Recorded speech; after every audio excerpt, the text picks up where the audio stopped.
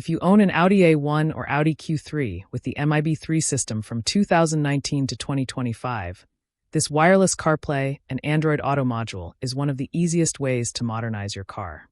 It works directly with the original factory screen and buttons, so there's no need to change your dashboard.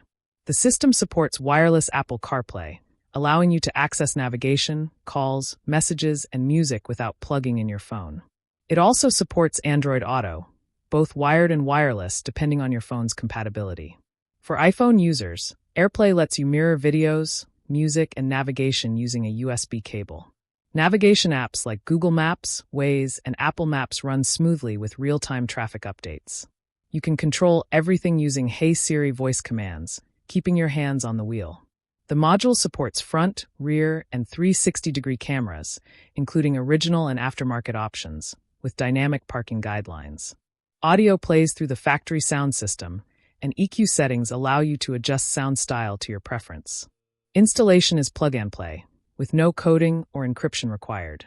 If you want modern smartphone features while keeping your Audi completely original, this CarPlay Retrofit box is a perfect upgrade.